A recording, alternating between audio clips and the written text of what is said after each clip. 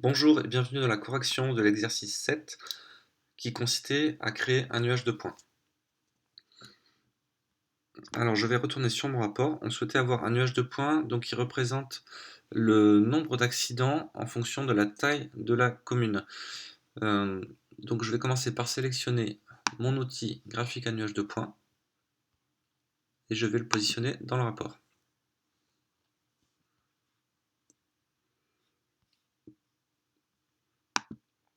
Alors si je regarde ici les caractéristiques de mon nuage de points, on peut voir qu'on a comme classiquement donc une valeur x et une valeur y, donc une série à mettre en valeur x et une série en valeur y, mais aussi un champ de dimension.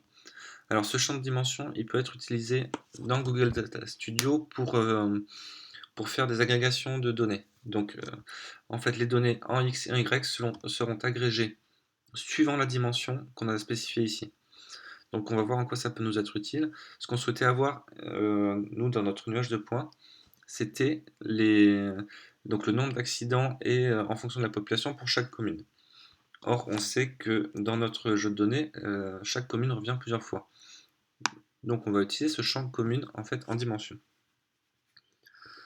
Ensuite, en valeur x, on va avoir la population et en valeur y, on va sélectionner notre désormais classique NumHack, donc qui est l'identifiant des accidents. Alors on va voir ce que ça donne. On va laisser Google Data Studio charger un peu les données. Donc ce composant il peut être assez lent parce qu'en fait voilà, il peut y avoir beaucoup de points affichés et sur des jeux de données un peu costauds ça peut traîner. Donc j'agrandis un peu pour voir un peu mieux et on voit donc qu'on a un point par commune, en Y notre champ NumHack et en X notre population. Si je regarde un peu mieux ici, je vois que en valeur x, j'ai une somme pour population, c'est-à-dire que pour chaque commune, il a ajouté, il a composé un agrégat qui est la somme de toutes les populations. Donc ça veut dire qu'en fait, si ma commune se retrouve plusieurs fois dans le jeu de données, eh bien sa population sera sommée ce même nombre de fois. Donc c'est pas du tout ce qu'on veut. Nous, ce qu'on veut, c'est la population de la commune. Donc pour ça, on a le choix donc soit de prendre la moyenne, soit le min, soit le max. Donc je vais sélectionner la moyenne. Et comme ça, on est sûr d'avoir bien sur notre axe des des x, pardon, la population de la commune. La valeur y, elle, en revanche, c'est bien le nombre de valeurs distinctes. Donc là, on l'a déjà précisé à l'exercice 3, mais dans le cas du champ numHack, l'agrégation soit nombre soit valeur distincte va donner le même résultat parce parce que numHack est un champ d'identifiant, donc il est unique pour chaque ligne de notre jeu de données. Donc je le laisse sur valeur distincte et ainsi j'ai bien le nombre d'accidents donc cumulés en fonction de la population, donc elle qui est la moyenne de la population sur la commune, donc qui est la population de la commune, et j'ai un point par commune. Un tout petit peu de mise en page. Je vais commencer par aller enlever la légende commune et je vais ensuite rajouter un titre à mon graphique.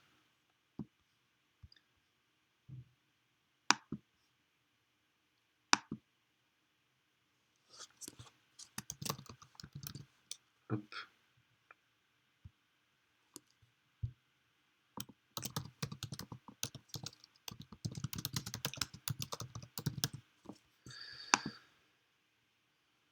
Voilà, on va enlever les fautes d'orthographe.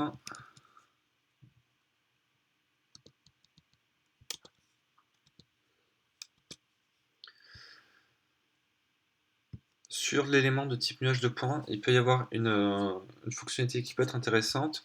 Donc c'est l'ajout d'une ligne de tendance,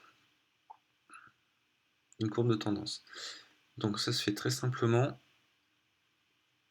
en allant donc dans la partie style du nuage de points et en allant sélectionner un type de courbe de tendance. Donc, qui peut être de trois types, hein, linéaire, exponentiel ou polynomial. Dans notre cas ici, on serait visiblement plus sur une courbe de tendance linéaire.